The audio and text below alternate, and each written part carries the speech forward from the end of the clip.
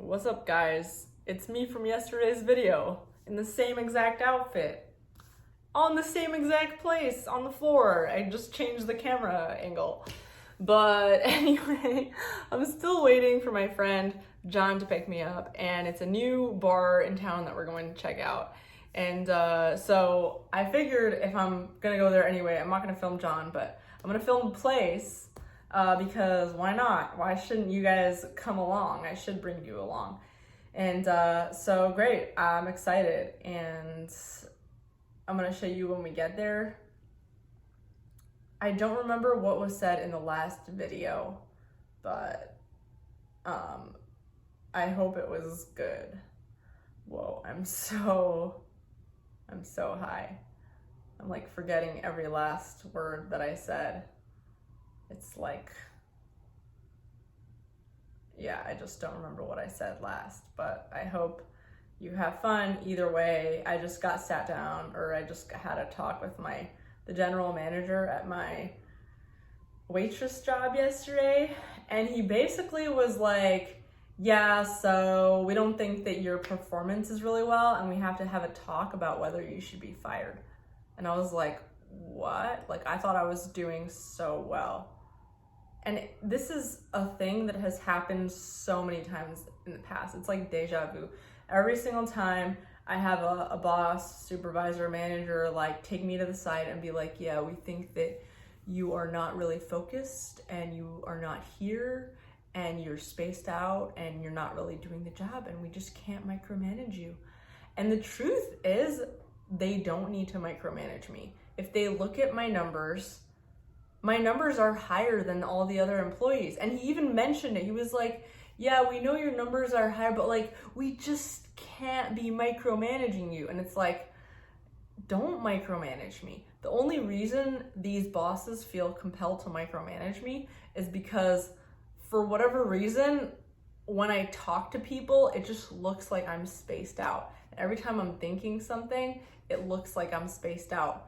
Like, I guess I leave my face in this weird, like, spaced out look, and it looks like I'm slow or whatever, but I'm not slow. Like, when I'm there, I'm like, when I do work, like, I actually do a really good job. But I hate working with people because whatever I'm giving off with my face, or my body language is not showing like what is happening in here. Because in here, there's a lot of thinking happening, and it's too much thinking. In fact, I had to take gummies to slow it down. And whoa, it feels like my lips are just a little like slow. But anyway, so it's just been really tough and shitty, but you know what? Like, I've been fired from so many jobs in the past. I've had so many jobs. I mean, at this point, maybe like, you know, between 20 and 30 jobs in the past few years. It's just every single year, it's like a whole bunch of jobs in and out. And I just don't work well with people. And if you ever had to work with me, you'll see. I am just constantly getting people coming and snapping in front of my face. Wake up, wake up. What are you doing? You're spaced out. And it's like, I'm not spaced out. I'm there. It's just, and I'm doing the work. That's like the funny part. But any job that is remote, that is completely remote, like, it's fine. You know what I mean? Like, anything that I've done that just requires me to sit behind a laptop or do the work on myself. Like, for example, I made really good money with my Airbnbs as long as I don't actually meet with the tenants. Once I actually meet with the tenants, something about my facial expression looks like I'm not paying attention. So it's just really frustrating. Like, I can't ever do anything, or I just don't look like I'm confident, which is another reason why I do these videos. Looks like I'm trying to practice like communicating with people, because for some reason when people talk to me, they think that I'm either not confident in what I'm saying, or I'm like sleeping or spaced out, or I'm not listening to them. And it's really anything like in person, it just really comes out. Even if I'm actually doing the job or listening or doing whatever is expected of me, it just is not translating on my face. So anyway, I'm frustrated about that. I'm gonna go out with my friend John and I'm gonna show you the place, the new bar that we're talking about in Dallas. This is the restaurant that we're going to. It's really important. Your drink isn't as interesting. All right, good morning.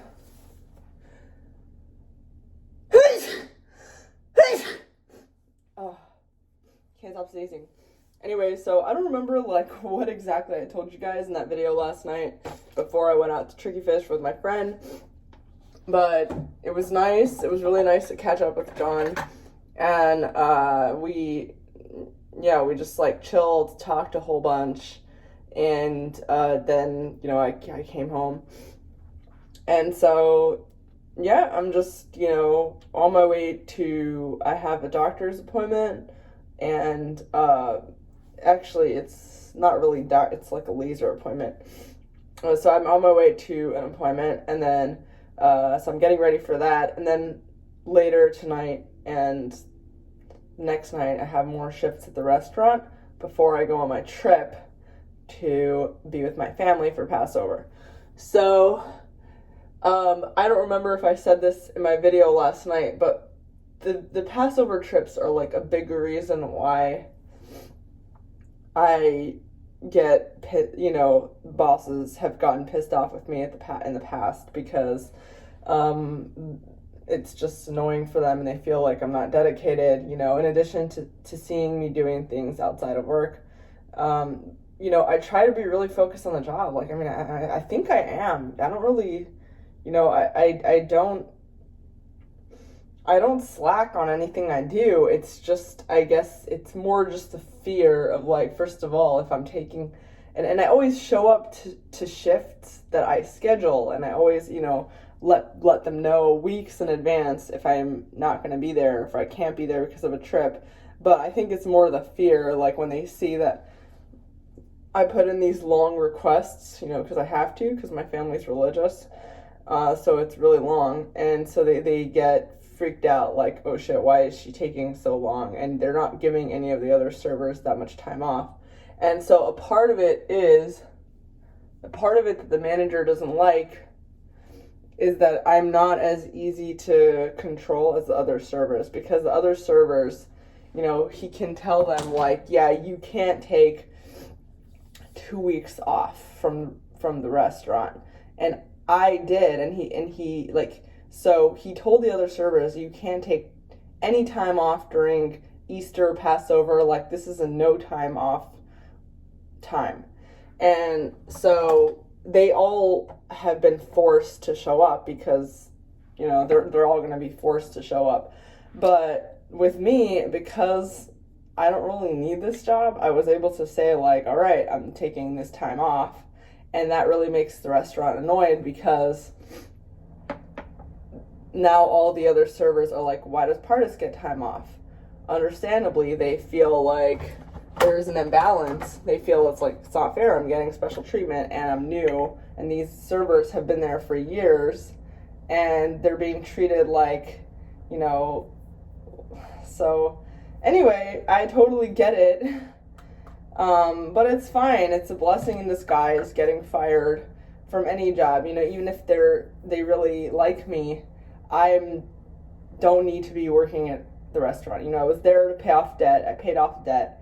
And now, like, I just raised the rent on the first rental property by $1,000 a month just to see who's going to bite. And I've already been getting people wanting to look at it. And it's just so bizarre to me that the real estate market is just moving up so fast. And I have tenants in there, and I told them they can keep their rate for as long as they like. And they haven't really told me how long they want to stay there. But, after their lease is up. So really, I'm just going to talk to people who want the new rate, which is $1,000 more than what I've been charging, and every month. And if they want it, then I'm not going to keep my old tenants for cheaper if they're not going to tell me in advance, they want to stay. So I guess it's all about communication, you know, early and frequent communication. But it's a new chapter, you know, it's a new chapter in my life. Not, you know, the restaurant stuff is just so, like, if you can help not working at a restaurant, definitely do it, because it's just so time consuming, you know, and you're kind of limited. And so another thing is, like, this is another reason why, if you notice, like, Jews tend to be business owners. You know, you don't see Jews, like, as much trying to get up the corporate ladder. Like, you see them all the way at the top of the corporate ladder. You don't see them, like, trying to climb up the ranks, because Jews, you know, Orthodox Jews at least, because of this whole crazy holiday schedule and the Shabbat and, you know, no touching electricity. I don't know if you know this, but, you know, there are a lot of rules. You know, can't touch electricity or anything that is, you know, powered in any way, like on any weekends, you know, Shabbats, like holidays, stuff like that. And then on top of that, there's like kosher, and there's all these other laws that make it really hard to function in like normal society. So you have to like be creative with your time, and that's why the most sensible thing to do is actually just, you know, run your own business, because that way you're in charge of your own schedule and no one's getting pissed off at you for taking like 2-week long vacations for the holidays. So I mean, it always pissed me off that I would have to keep losing my jobs because of these long trips, or like, you know, that I would not, you know, it always pissed me off that like if I did get off, like, you know, all of my off time would be for something that I hate, which was religion and holidays. I hate holidays, so like I'd be taking off for, you know, I'd be wasting all my vacation days on that and not actually doing something that I want to be doing. But on the other hand, I love that it's forced me to become an entrepreneur, you know? It's forced me to become the type of person that, you know, can run my own business, you know, and like, so I'm just going to keep doing the real estate stuff, and, you know, I'm going to rent out the condo. And when I rent out this condo, you know, just go live with someone else. You know, there's a few people have offered for me to live with them, and it's kind of temporary because it's really just until property number 3. A few people offered for me to live with them, which would be fun. And then these vlogs won't look so boring because it'll be in a different place. Like a change of scenery. And then another thing is like, gosh, living in Mexico on a beach resort is so cheap. Like I was looking it up in Salina, Playa del Carmen, $423 a month, all taxes and fees included, to live on the beach with really fast Wi-Fi. Yeah, their Wi-Fi is really good. So, honestly, like, I kind of want to do that more than anything. So, wish me luck.